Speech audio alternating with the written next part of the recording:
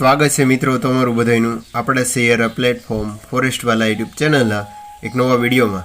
તો આજે આપણે પોલીસ ભરતી જે બીજા પેજની ભરતી આવવાની છે તેની વાત કરીશું। અને ઘણા મિત્રો છે તે કોમેન્ટ અથવા મેસેજ આવી રહ્યા છે કે નવી ભરતી છે તે ક્યારે આવશે અને કુલ કેટલી જગ્યા ઉપર છે તે આવશે। તો આપણે ન્યૂઝપેપરમાં જે માહિતી મળતા મુજબ કુલ 14,283 જગ્યા ઉપર છે તે આવનારી નવી ભરતી છે તે આવવાની છે। જે તમે જોઈ શકો છો તેના ફોર્મ શરૂ થવાનું જે બીજા પેજની ભરતી છે તેના ફોર્મ ઓગસ્ટ અથવા સપ્ટેમ્બર મહિનામાં છે તે ભરાય તેવી શક્યતા છે। અને બે તબક્કાની જે બીજા તબક્કાની ભરતી છે તે વહેલા છતાં આવી જશે, તે ફાઇનલ છે। ત્યાર પછી આપણે સ્ક્રીન પર જોઈ શકો છો કે અલગ અલગ છે પેપર લીધા પછી અલગ અલગ ઘણી બધી જગ્યાએ તમે છે તે મેરિટ જોયું છે કે કેટલું મેરિટ રહેશે। તો આપણી ચેનલ ફોરેસ્ટવાલા યુટ્યુબ ચેનલ દ્વારા પણ જે તમને આપણી ચેનલ ઉપર પૂરેપૂરું કેટલું મેરિટ રહેશે તેની સચોટ માહિતી આપેલી છે, જે તમે સ્ક્રીન પર જોઈ શકો છો। ત્યાર પછી આપણે જે મહત્વપૂર્ણ વાત કરવાના છીએ કે જે પરીક્ષા યોજાણી તેમાં કુલ 9 પ્રશ્નો સામે છે તે વાંધા અરજી છે તે તમામ ઉમેદવારો છે તે કરવામાં આવેલી છે। તો વાત કરીએ તો સૌપ્રથમ 29, 46, 47, 48, 49, 50, 52, 108, 127 કુલ મળીને 9 પ્રશ્નો સામે છે તે વાંધા અરજી કરેલી છે। અને ફાઇનલ આન્સર કીની વાત કરીએ તો 2 અઠવાડિયા જેટલો છે તે સમય છે તે ફાઇનલ આન્સર કીમાં માંગેલી છે। ત્યાર પછી છે તે ફાઇનલ આન્સર કી આવશે।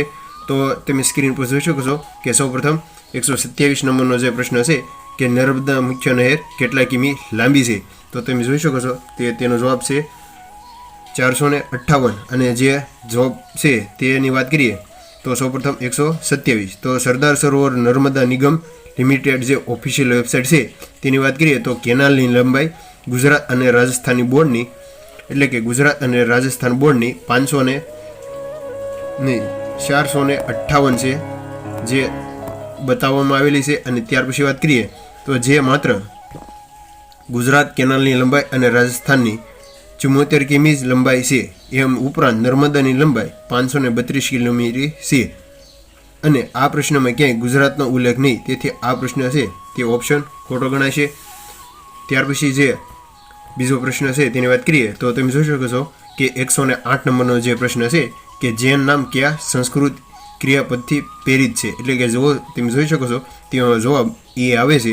પણ જે આપણે ફાઇનલ છે તે જોઈએ તો 108 તો 108માં GCRT ધોરણ 11 પાઠમાં સ્પષ્ટ ઉલ્લેખ છે, એટલે કે જે પણ ઉમેદવારો વાંધા અરજી કરી છે તમે જોઈ શકો છો કે GCRT ધોરણ 11 જે પાઠ નંબર 5માં સ્પષ્ટ લખેલું છે કે જૈન શબ્દ એ સંસ્કૃત શબ્દ જીન પરથી ઉતરી આવેલો છે, એટલે કે ઓપ્શન જ નહીં, જેથી પ્રશ્ન છે તે રદ થશે। એટલે કે આ પ્રશ્ન છે તે પૂરેપૂરી શક્યતા છે તે રદ થશે। ત્યાર પછી વાત કરીએ કે ત્રીજા નંબરનો જે નીચે પૈકી કયો વિકલ્પ આપેલ જૂથમાં તાર્કિક રીતે બંધ બેસતો નથી, એટલે કે તમે જોઈ શકો છો કે જે ગુજરાતી વ્યાકરણ આપણે હસમુખ પટેલનો ઘણા વિદ્યાર્થીઓએ હસમુખ પટેલનો વિડીયો પણ જોયો હશે કે તેમાં સ્પષ્ટ લખ્યું છે કે આપણે ફકરા ઉપરથી જ પ્રશ્ન આપવાના, પણ કોઈ કારણોસરથી જે આ પ્રશ્ન પેપરમાં છે તે આપણને તાર્કિક રીતે જે સંધિ પણ પૂછી લીધેલી છે, તો સિલેબસ બહારનો કહી શકાય। વિગતવાર સમજીએ તો પ્રશ્ન નંબર 52 તેમાં છે ને સામસામે પ્રશ્નોના જવાબ થતા હોય છે, તો તેમાં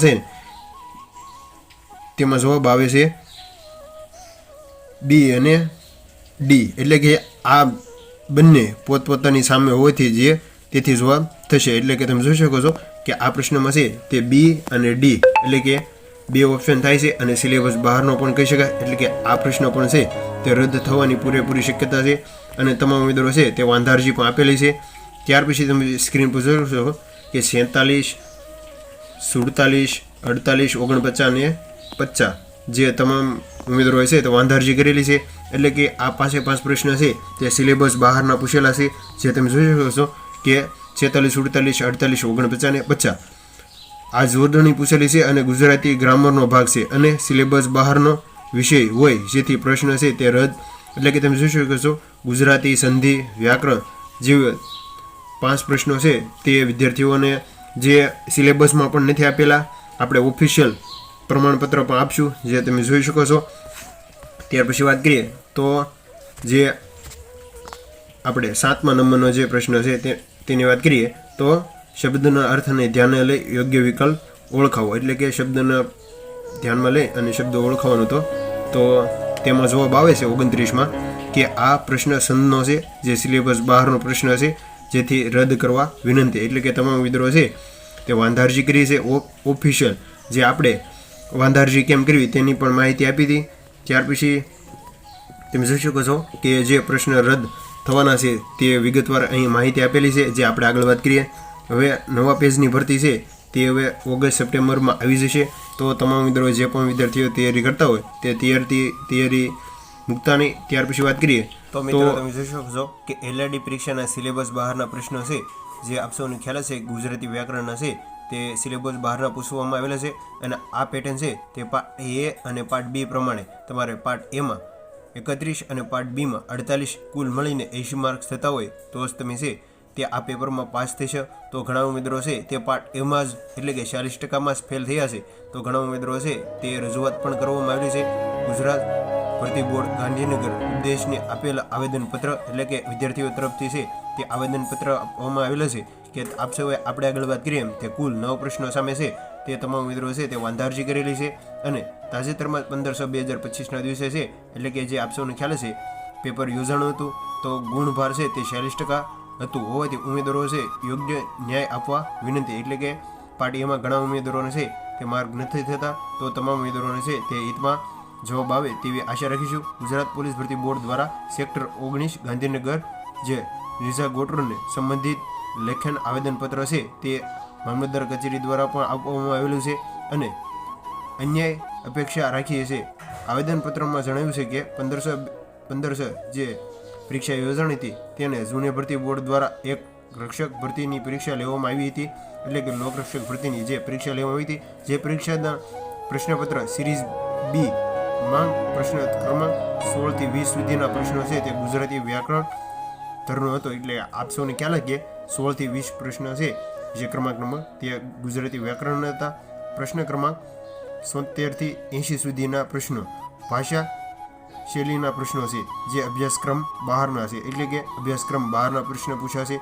જેને લીધે પરીક્ષા પાઠમાં એમાં 40 ગુણ બની શકતા નથી. અને પરીક્ષા બંને ભાગમાં ગુણભારનું નિરીક્ષણ એ ભેગા 40% ઓછા માર્ક તમામ ઉમેદવારોને થાય છે.